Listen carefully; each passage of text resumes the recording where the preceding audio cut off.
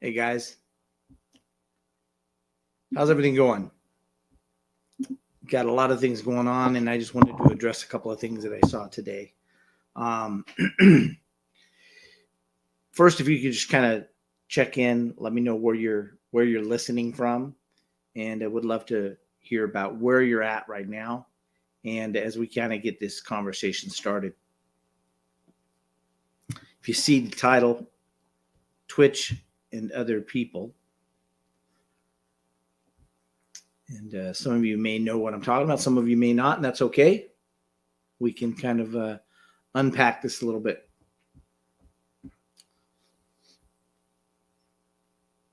Where are you guys coming in from? I don't see anybody typing in yet. And that's probably because I got to change the audience. That's been a big problem.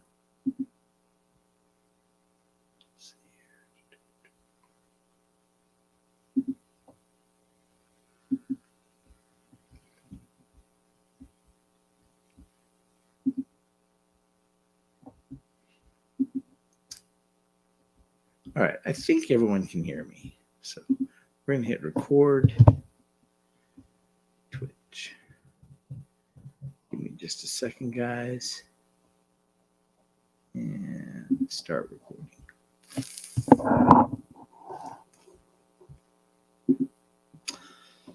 So, guys, I don't know. Have you guys ever watched the show Ellen? Ellen talk show. And a lot of good came out of that show. A lot of things that have happened with that show. And there's a guy, the DJ on the show, Twitch. Man, just what a smile. That guy just lit up a room. He was just infectious. I mean, he really got to people, and just seemed to be such an encouraging, loving, kind guy. And so many people have said that about him. But I guess over the weekend, he took his own life. And it's a conversation that I believe we need to have more often, because I think a lot of people dismiss it. One, because they don't want to address it. They don't want to talk about it. Two, because maybe it hits a little close to home for themselves or other friends, family.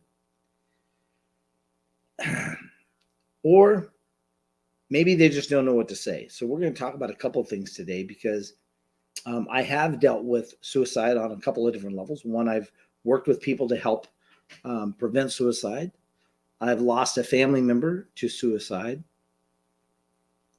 I've been involved in situations where we've gone in to help people, families, and individuals intervene to help prevent suicide. And as I woke up this morning and I heard the news about Twitch, it reminded me on a lot of different stories. Maybe stories that you've heard, maybe stories you know about. Maybe you want to share that maybe how suicides affected you in the years. I know that there's this thing that we don't know what to say, so sometimes we just don't say anything at all. Or sometimes we say, well, I don't know what to say, so if I said something, I'm afraid I'm going to say the wrong thing. And as we talk about this today, I just want you to realize that, and you hear me and other people say this frequently. There are people walking around you every day that are close to tapping out. They're close to just tapping out. They're not sure what their next step is or what they're going to do next. And I think that's just a great reminder for us all to realize that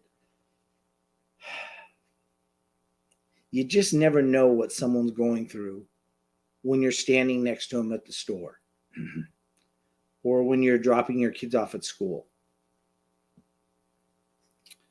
or the people in your church. We just don't know what's going on inside of their head and inside their hearts. And so I'm going to talk about a couple of things, because I think a lot of times, people come up to me and they'll say, Bob, so suicide, is it depression the biggest thing? And I'll say, no, depression isn't the biggest thing. I know a lot of people who have other things going on in their life besides depression that they decide to take their lives. I know a lot of people that are dealing with apathy, which is the thing that goes beyond depression. It's not something you're sad about. It's just no matter what happens, I don't want it to be any better. I'm not willing to make the changes. And it's not an emotional decision. It's one of those that they've just become completely apathetic. It's almost the lack of emotion. Or people say, well, Bob, it's all drugs and alcohol, right? No, it's not all drugs and alcohol. There could be an element of mental illness. There could be an element of chemical dependency. There's a lot of reasons that people take their lives, and it's not one and only one. And I think one of the things I want to just stress upon to us all is that, let's get out of the notion that we know why somebody will or why somebody won't. Because if you think you know why somebody will or why they won't, it may come out of complete left field when they do it because you don't see the signs. There are a lot of people that will tell you that the person that they knew that took their own life didn't see the signs. They didn't hear the signs. They didn't feel the signs. And so as we talk about that today, I just really want to encourage you guys that, act like you don't know.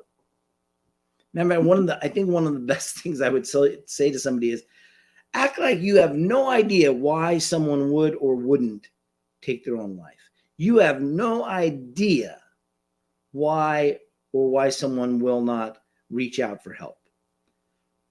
I just pretended like I have no idea. So I'm asking a lot of questions. I'm asking a lot of questions because I really want to understand where somebody's at. See, when you walk up and you say, hey, how you doing? What's their typical response? The 99% of the percentile will say, I'm doing good. Thanks. Fine.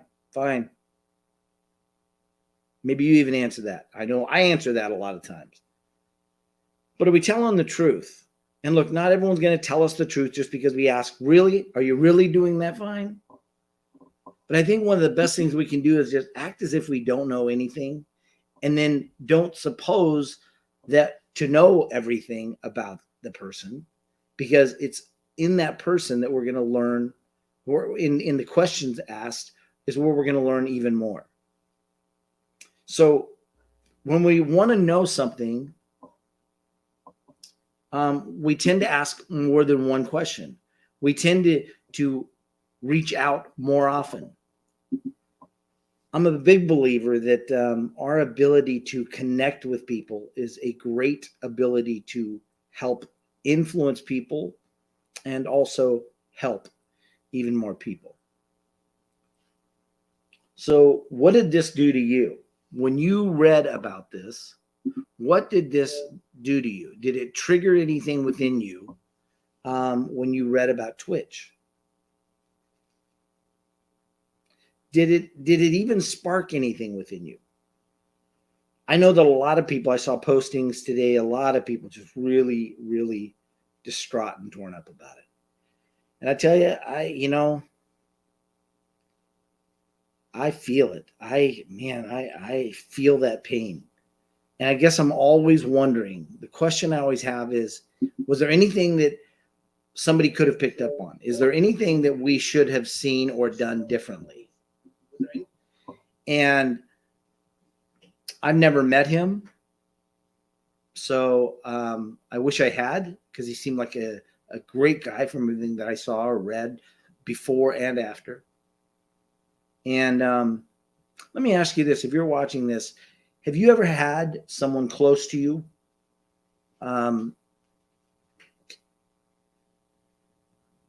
take their life? Or have you ever had someone close to you attempt to take their life? Or maybe you've attempted to take your life.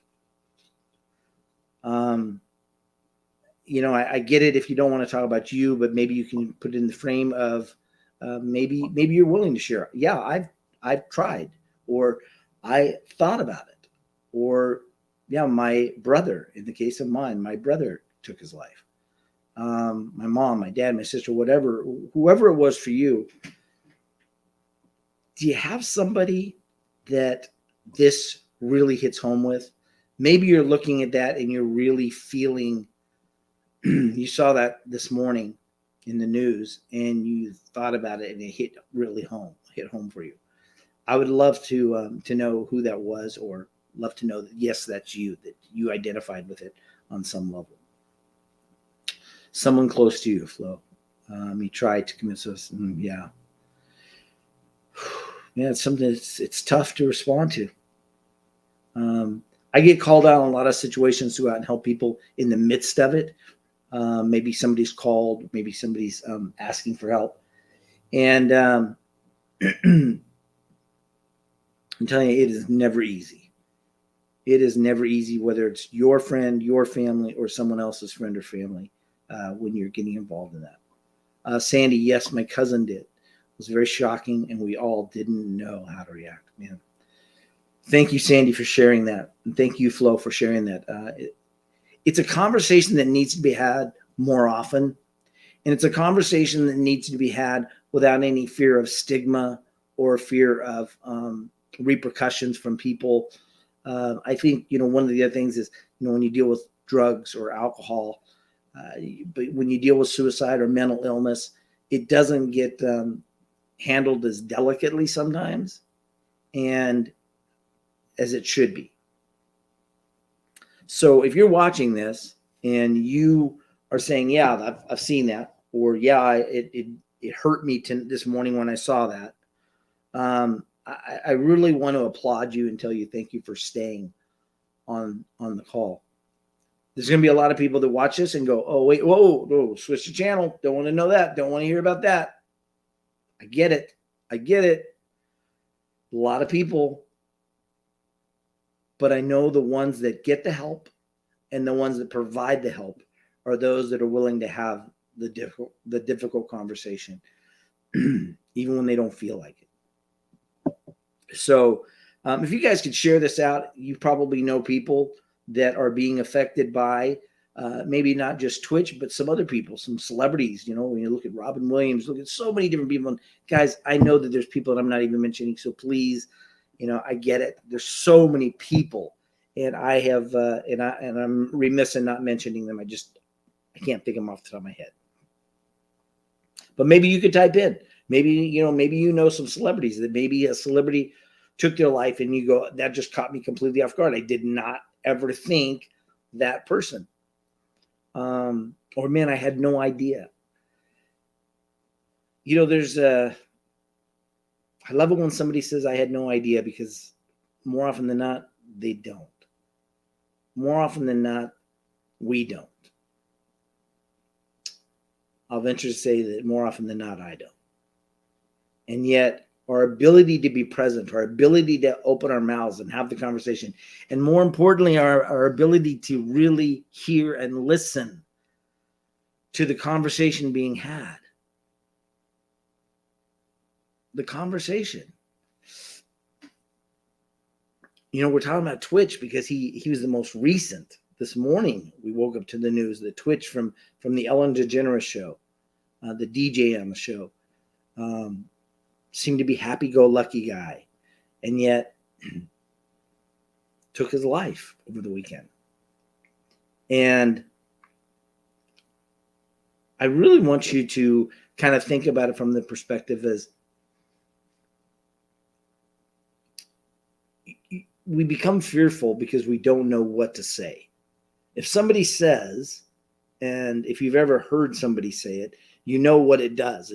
It'll make you pucker up because you're just not sure what to say. But if somebody says, I just want to be out of here. I just want to take my life. It's okay to say, wait, let's talk. It's okay to say, why? It's okay. I was called into on a suicide prevention one time, and I walked in and I said, so you're the person that wants to take your own life? And her family was like, why are you saying that? I said, she's the one that told you that. It's no secret. Let's talk about it. And so we went on and had this conversation. This amazing woman is still alive today, to the best of my knowledge, because we were willing to have the difficult conversation, because we were willing to do the things that were uncomfortable. So I really want to be talking about two things today. One is, how do we help more people not do that? And we've got veterans doing 22 a day. We've got, so many different people groups that are involved in this. How do we stop, or how do we help people not do that? Well, one, we have to know that they're about to, so that we can. But let me scratch that, because here's the deal. Act as if everyone was walking through life thinking it might be their last day. Everyone that you encounter is maybe one step away from tapping out. Yeah, even that person that you get in the elevator with every day that's happy and dressed well and has the nice car and has all the things that you think that, maybe that person is the one closest to the tipping point. It's a decision that someone makes in that moment. They may be having things building up to it over a period of time, but the decision is 1 second that they make that final decision that can't be reversed. But up until that time, it can be. So if we start treating people as if we don't know what's going on in their life, we don't know what just happened to them, we don't know that they just had a son or a daughter killed in combat or in a car accident, we don't know that they don't have a chemical imbalance going on in their lives, and they're not able to function the way people do without that chemical imbalance. Maybe we don't need to know. Maybe it would be better if we didn't know, but we acted as if it was potentially them that could take their own life. Guys, look, I realize some of the things I'm going to say, there are going to be people that find criticism with what I say, or criticism with what I don't say. I'm not trying to say I know everything about the subject. I'm trying to say I've been involved in this subject matter before, on a personal level, on a professional level, on an emotional level. And I think, we would be far better off to err on the side of assuming everyone was one step away from a bad decision than to assume that no one is. So maybe there's, yeah, Sandy, love that. Yes, just be kind.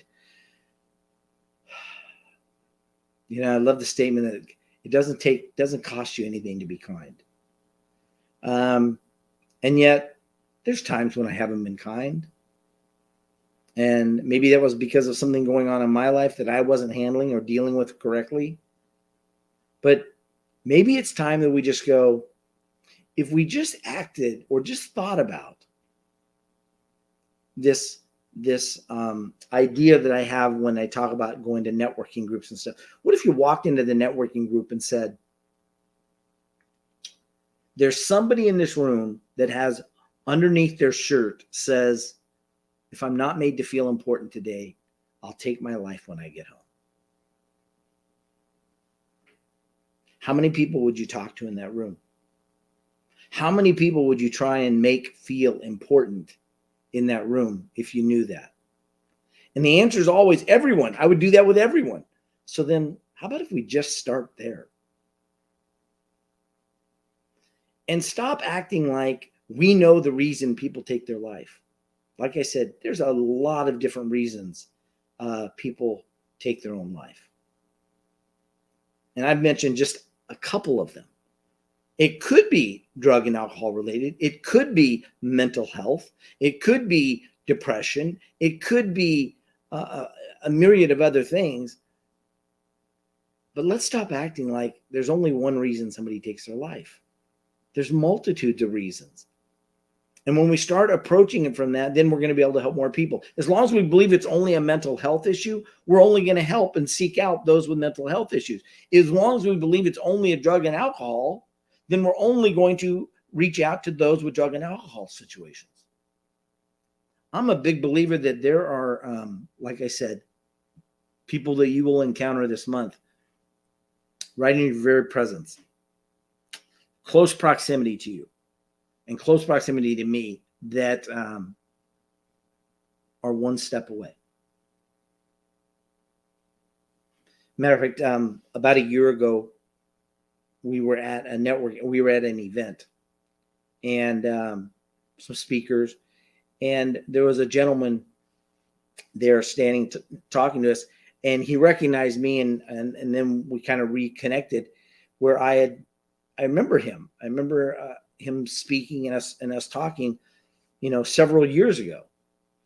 And he remembered, and he said, "Hey, you write down," I said, "Well, what's your phone number? Let's stay in touch." Gives me his number, and I don't even think it was a month later that he took his life. Now,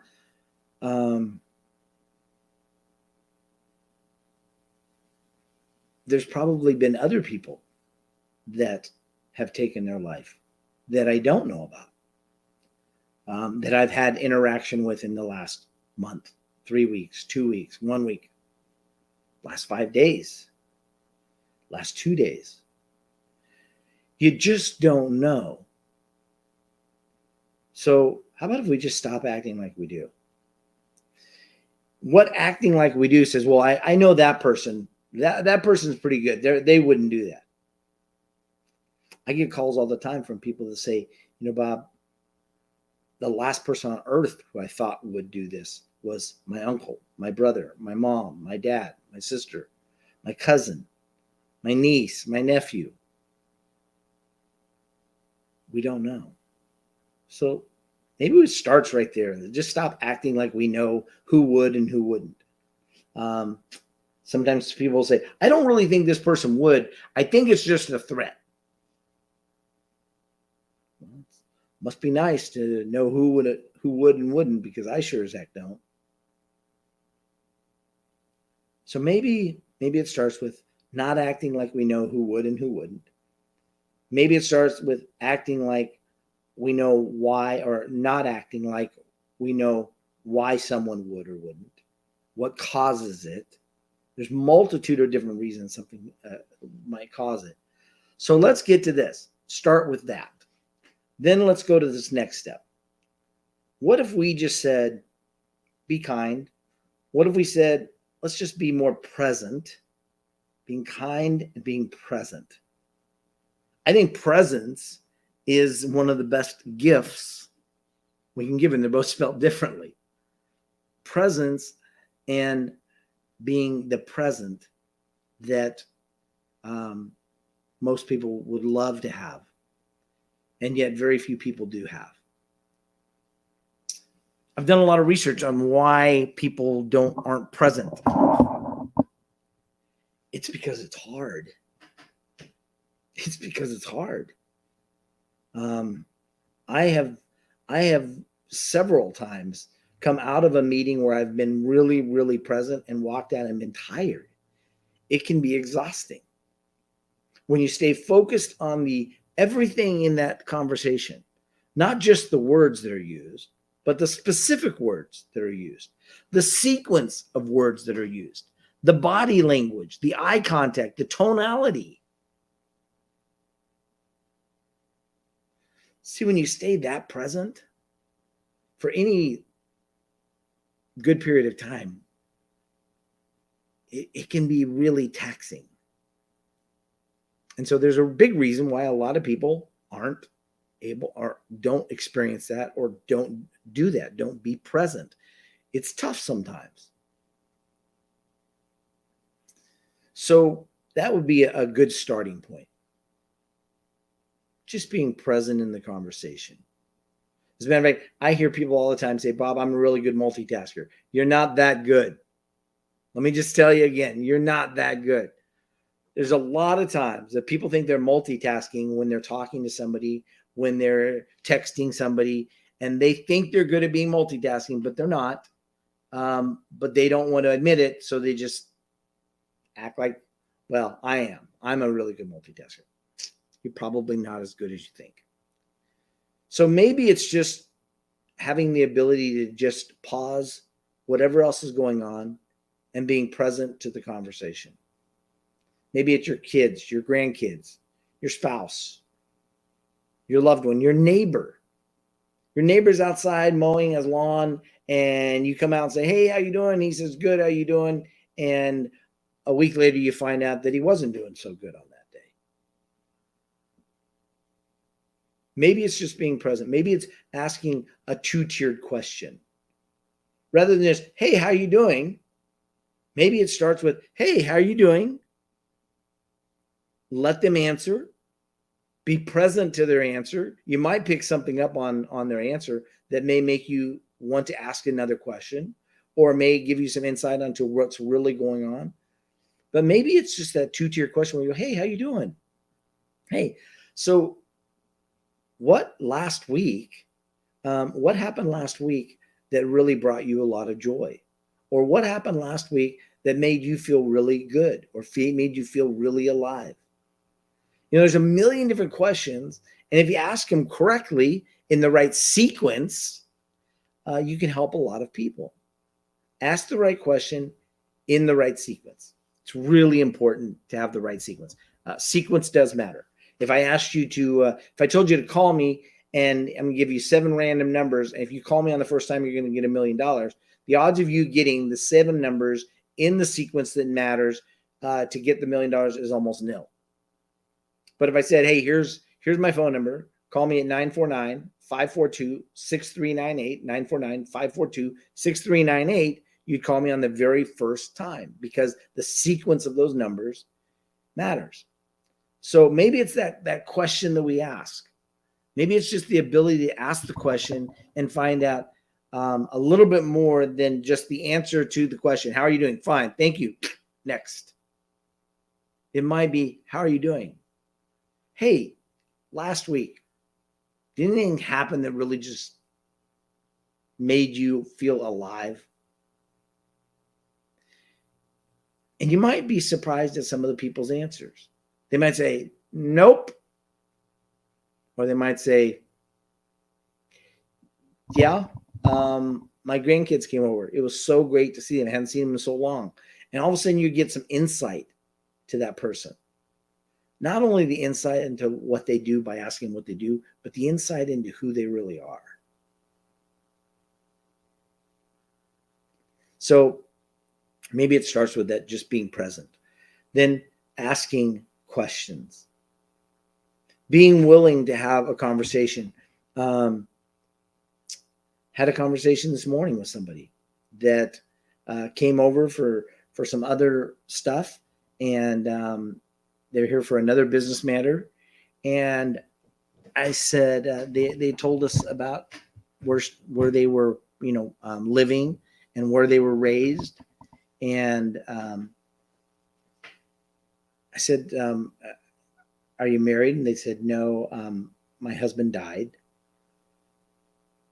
And I said, I'm really sorry to hear that. And I said, we just started this conversation. And then they said, well, that's a long, I said, how'd you meet your husband? Oh, that's a long story. I said, well, give us the story. She says, well, and she told the story. And she says, well, that's probably a longer story than you wanted to hear. And I said, I asked.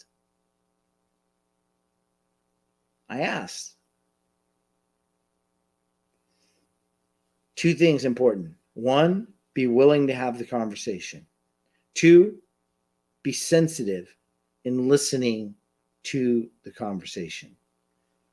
I really feel like at that moment, I felt like she just needed to talk. I don't know why. Didn't have a reason. She didn't say anything. But as we began to set and have maybe a 30-minute conversation, we learned a lot about her, and we learned a lot about her life and her hurts. And she expressed how difficult it's been for the last 5 years. And I remember when we got done, I turned to Flo and I said, Flo, I think we just did that woman a lot of good. We allowed her to talk about something that on the inside was probably something that she thinks about every second of every day. And yet she doesn't get to talk about it very often. Maybe it's just that being present, asking good questions. Rather than always surface level, be willing to go deep. Be willing to have a great conversation by asking great questions and by being present, being great at being present enough to listen, really listen to their answers. You know, guys, I wish I could say Twitch is going to be the last one, but he's not. And so what I really want to do is for you and I to just become better people at being able to help and listen to and ask better questions and get to the root of some of the things that are really people are struggling with. People aren't really sure how to deal with a lot of things in their life. And because they don't know how, they either don't deal with it and it becomes just something they sweep under the carpet, or they deal with it inappropriately or incorrectly. So I mentioned my brother committed suicide about 12 years ago. And I've had other friends of mine that I've known in the past. I want to think, I want to share with you that there are people that are struggling right now to just get a bearing on their life, to just get a foothold, stop from tapping out. They're trying to find a way and they just don't know how to do it. So here's a couple of things I always tell people. One, don't isolate.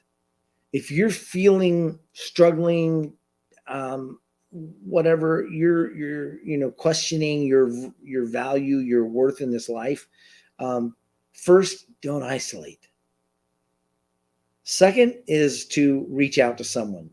There's a couple of great if you dial 988 from a phone, it puts you right in touch with a crisis hotline where you can talk to a trained crisis person to help you navigate. Or you can even text the word home to 741-741 and text the word home. And that person, there will be another crisis intervention person trained on the other side to get right back to you via text. So you don't even have to call, you don't have to talk. You can just text with that person.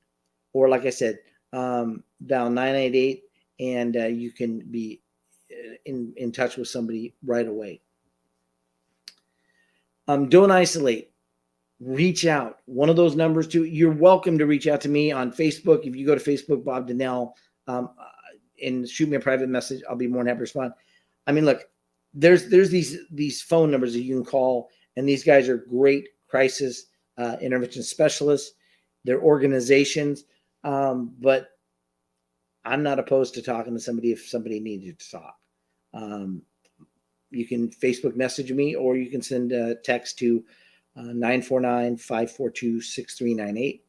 949-542-6398. I'll be more than happy to talk to anyone there. I do have a Facebook support group that we're putting together that we can meet on a weekly basis. So if somebody wants to address some issues with them, we can do that. But next thing I want to share is movement is really, really good for the body, but it's also really good for the mind. So maybe it's just that ability to just move. Maybe it's exercise, maybe it's physical, maybe it's mental, maybe it's just doing some things with your mind to get them to get it to be more active. Hydration. Our brains require water to operate effectively and function correctly. So maybe just keeping hydrated very, very well, not isolating, moving, reaching out. Reaching out is the hardest thing, I think, for most people to do, and yet it's the most necessary. We have to be able to reach out in a time when we're struggling. Look, we all struggle. Even the Bible talks about the rain falls on the just and the unjust. It doesn't matter how much money you have, how good looking you are, car you drive, house you live in. Maybe it's just a matter of saying, I'm willing to be vulnerable enough to say that I'm hurting, to say that I need help.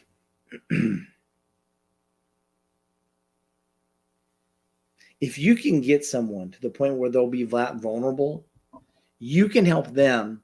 And guess what, folks? They're going to help a lot of people. A lot of people. And so maybe it's as simple as that.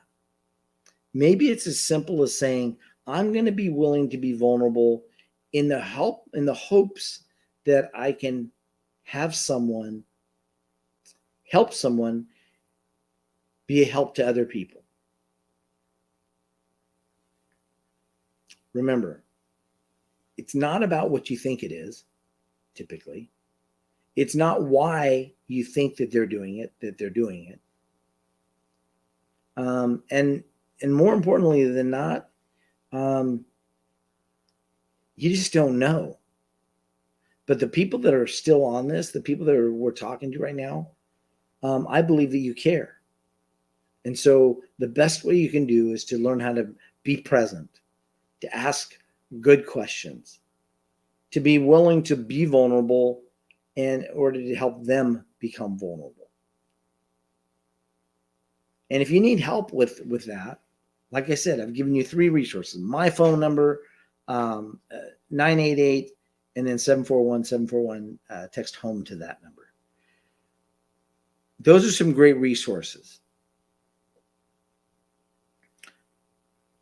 But nothing's going to be as great as the resources of you and I being there for people, reaching out for people, loving on people, encouraging people, being what I call a gap filler, a place where they are at and where they want to be.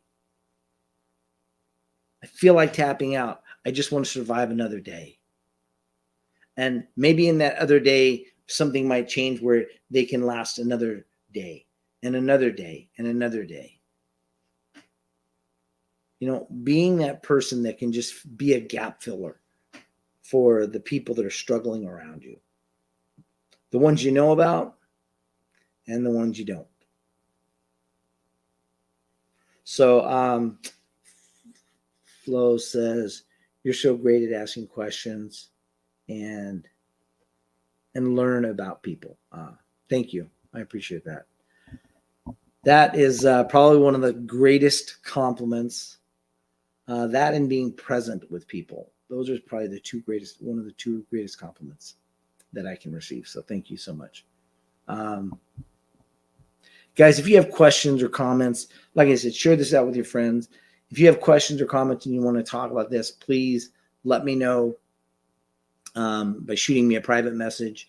Like I said, I believe that there's a lot of resources, but if you just feel more comfortable and you want to talk, I'll be more than happy to talk to you about it.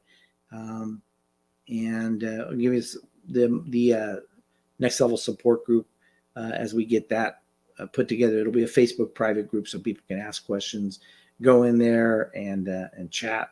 We'll do some Facebook lives in there or something like this. Any questions, comments? All right, guys. Well, hey, I appreciate you. I'm grateful. You've mastered presence. I appreciate it. Oh, thank you.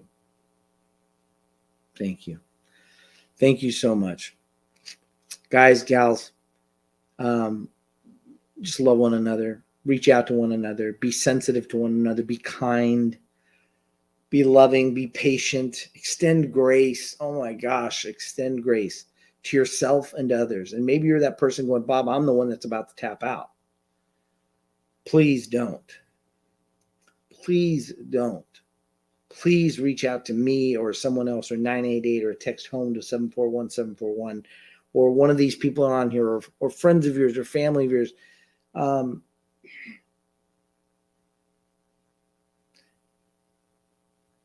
Your life matters. It really does. And even though sometimes it doesn't feel like it, it does. And here's how I know. Because I've seen people who've been left after someone's taken their life. And I've seen how it affects them, including myself, when my brother did. And I can tell you this, that his life mattered, even though at that time he had a different plan. His life mattered.